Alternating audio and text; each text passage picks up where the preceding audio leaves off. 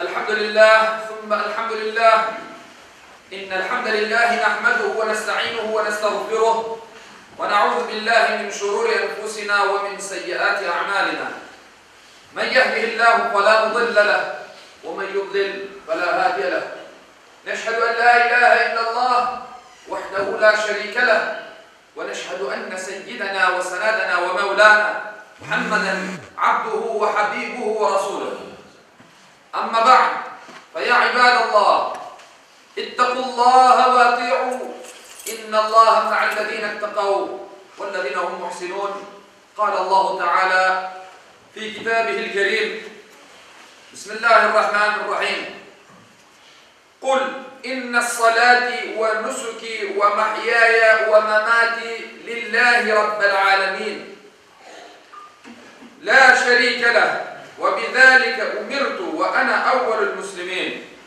Sadakallahu azim. Saygılı ve muhterem dindaşlar, 3 aylar kameri aylardan Recep, Şaban ve Ramazan aylarıdır. Bu mukaddes aylarının manevi kıymetine bizim Peygamberimiz sallallahu aleyhi ve sellem şu hadis-i şerifleri ile işaret etkendir. Recep Allah'ın ayı, Şaban benim ayım, Ramazan da ümmetimin ayıdır deyip buyurar. Ve Recep ayı gelgeninden Peygamberimiz şöyle dua etkendir. Allah'ım Recep ve Şaban'ı bizge mübarek et ve bizni Ramazan'da kavuştur. 3 aylar umumen Rabbimizin bizlerge hediye ikram etken faziletli ve feyizli bir zamandır. Bereketli bir vakittir. Seslendirilgen dileklerinin, alemlerinin Rabbine erişecek, peşmanlık, koz yaşlarının, günahlarının silip yok etken mübarek gecelerdir. Nefske uyup, işlengen günahlardan arınmak için kaçınılmayacak bir fırsattır. Bu aylar geçmişinin hesabatını yapıp gelecekke gayret dolu bir şevkle atılmak için güzel bir imkandır. Unutmamak gerektir ki insan bu dünyada nasıl yaşayan olsa kıyamet günü Allah'ın o güne o ameller ile varacaktır. Alıp bakan amelleri iyi ise, güzel ise puanı bahtlı olacak. Yaramay ise peşmanlık duyup utanacaktır. Ama bu peşmanlığının o yerde faydası da olmayacak. Bu mübarek ay ve gecelerdeki ibadet bazı da yapıp da unutan günahlarımızın bağışlanığına vesile olabilir. İnsan o kadar çok günah işler ki hangi günahını yetkenine, ne vakit etkenine unutur. İşte bu mübarek geceler bu unutkanımız günahlarını bile silecek ve affı olunacak bir vesile olabilir.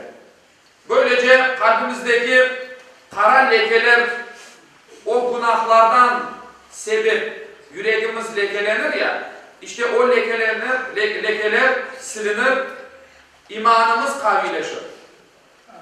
Bunun için tövbe istiğfar çokça etmek, oraza tutmak, kaza ve nafile namazlarını kılmak, Kur'an-ı Kerim okumak, okunan ayet ve surelerini anlap, düşünüp hayata geçirmek, zikir yapmak, zekattan gayrı sadaka vermek, hasta, dost, akraba ziyaretlerine varmak, dargınlarını barıştırmak, üzerimizde olan kul haklarını aman kaytarıp helallık almak, haram, mekruh ve şüpheli şeylerini terk etmek için elden gelgen bütün gayretini göstermek, elimizden gelgen kadar gayret göstermek için bir vakit dilimidir. Bu aylar insan tarafından işlenilgen kabahat ve günahlardan temizlenip, kurtulup aylarıdır. Öyleyse bizler bu mübarek vakitlerini özümüzge fırsat bilip, işte etken günahlarımızdan arınmak için, aramızdaki anlaşmamazlıklarını yok etmek için, barış dini olan İslam dinini öğrenip, başkalarına öğretmek için bir fırsattır. Bir araya toplanıp, birlik, beraberlik, her daim aytkanımız şey, birlik, beraberlik yetişmiyor. İşte bu günlerde, bu mübarek Allah-u Teala'nın içine bereket koygan bu günlerde elimizden geldiğine kadar birleşeyip, birlikte namazlar kılayıp, orazalar tutayıp, zikirler getirip ve Allah'ın razılığına kavuşayıp. Allah-u Teala bu mübarek gün ve gecelerini bizge emanet etti, bizge verdi. Bizler de onu tolu-tolusundan kullanayıp, Allah-u Teala da bizden razı olsun inşallah. Ve ahiru da'vana enilhamdülillahi rabbil alemin. Ela inne ahsanel kelam ve abdahın nizam kelamullahil melikil azizil allam kema kal Allahu tebareke ve teala fil kelam ve idâ kuri'el Kur'an fastami'u leh ve ensitu leallekum turhamun. Bismillahirrahmanirrahim. İnned dîne indallâhil islam. Sadakallâhul azîm.